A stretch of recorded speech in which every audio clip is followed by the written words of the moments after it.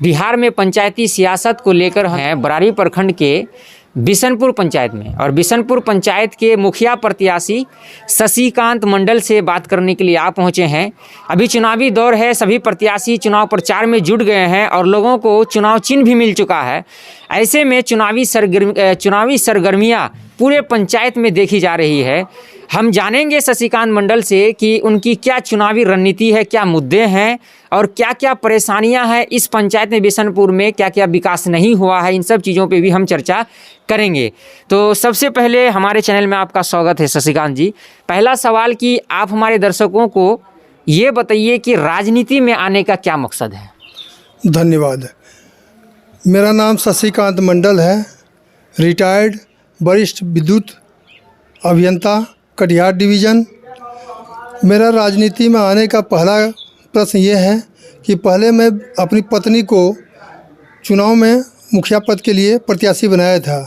जब उसका प्रचार प्रसार में पूरा पंचायत में मैं घूम करके देखा तो पंचायत अभी भी इतना पिछड़ा हुआ है। हमें ऐसा लगता है कि हमारा पंचायत बिशनपुर पंचायत जो है ये बरारी ब्लॉक का 21 पंचायत में से सबसे पिछड़ा हुआ पंचायत है।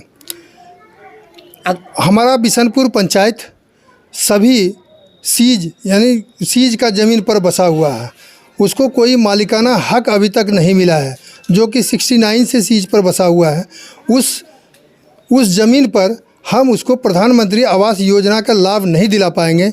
इसके लिए पहला काम हमको यही करना होगा कि सर्वे करके सारे रोड के साइड में नाला बनवाएंगे, और नाला बनेंगे तो सब घर का पानी नाला के द्वारा कहीं न कहीं या तो कुआं में जाएगा या तो तालाब नदी में जाएगा।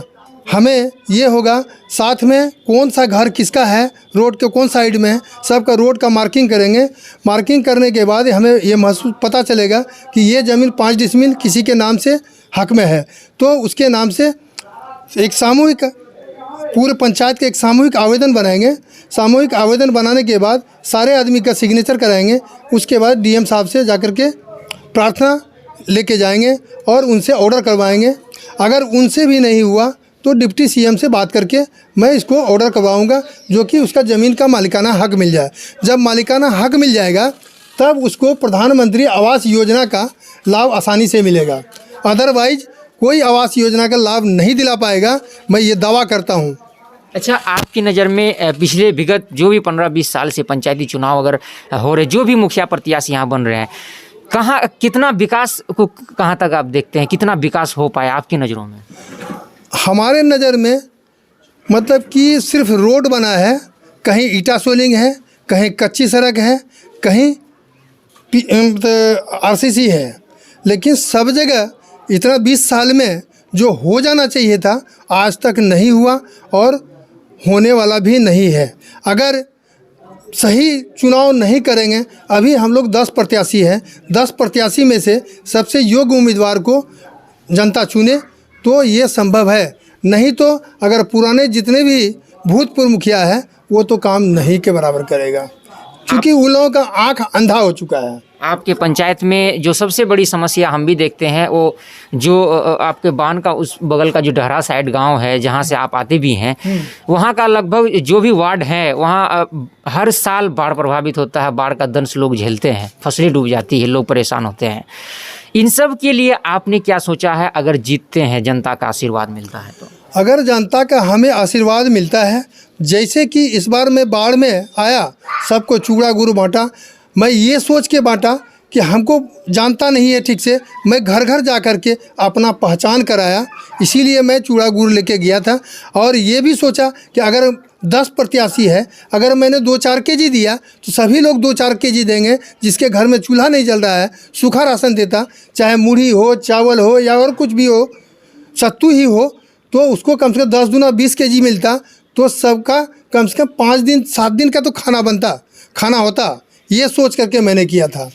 ये तो आपका अस्थाई समाधान है चूड़ा बांटना, इसके लिए कुछ अस्थाई समाधान? अस्थाई समाधान के लिए मैं एक हाउसिंग कमेटी का गठन करूंगा और सबका जिस लेवल में पानी था इस बार उस लेवल से ऊंचा घर बनवाएंगे हाउसिंग कमेटी के द्वारा। तो उसके घर में पानी नहीं घुसेगा, कभी नहीं घुसेगा। हमें सिर्फ 5 साल मौका चाहिए। 2-4 ऐसा काम गिनाएं जो अभी तक पंचायत में नहीं हो पाया, लेकिन जीतने के बाद सबसे पहले आपका प्राथमिकता हो। मेरी पहली प्राथमिकता रहेगी ये सबका चीज़ का ज़मीन के पर जो बसा हुआ है उसका मालिकाना हक दिलाना।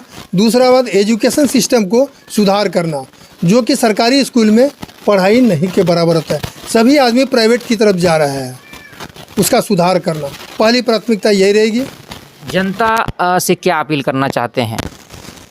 जनता से मैं यही अपील करना चाहता हूं कि आप अपना योग्य उम्मीदवार 10 आदमी में से आप खुद चुनिए, जो आपके लायक है, योग्य है और काम करे, आप उसको चुनिए। चुनाव चिन्ह मिल गया? चुनाव चिन्ह मेरा कैमरा छाप है, सीरियल नंबर 9 है। ये थे हमारे साथ शशिकांत मंडल जी और बेबाक अंदाज में बोल रहे थे। चूँकि इनको समझ है, चूँकि एजुकेटेड है, वेल एजुकेटेड हैं और अभी अभी जो है रिटायर्ड हुए हैं, तो कहीं ना कहीं इनको समझ है राजनीति का। और जिस तरीके से ये मुद्दा उठा रहे हैं, खास करके बाढ़ प्रभावित लोगों के बारे में पहला इन्होंने मुद्दा और एजुकेशन का मुद्दा इन्होंने उठाया है कि जीतने के बाद में इस तरह काम को ये करेंगे। और बिल्कुल ये अपने पक्ष में वोट नहीं मांगे हैं, बिल्कुल अपील जनता से ये करते हैं कि जो योग्य उम्मीदवार होगा उनको वोट किया जाए। बहुत अच्छी बात है। और बिशनपुर पंचायत में जिस तरीके का अभी तक पिछले 15-20 सालों में विकास नहीं हो पाया है किसी भी जनप्रतिनिधि के द्वारा, ये भी कहीं ना कहीं बहुत बड़ी समस्या है। पहले इनकी पत्नी नीलम जी यहाँ से चुनाव लड़ने वाली थी, लेकिन ये खुद इस बार चुनावी मैदान में उतरे हैं शशिकांत जी। अब ये देखना बड़ा दिलचस्प होगा कि आगामी 3 नवंबर को जो चुनाव होने हैं, जनता का फाइनल आखिरी फैसला किसके पक्ष में होता है। तब तक आप हमारे चैनल से बने रहें।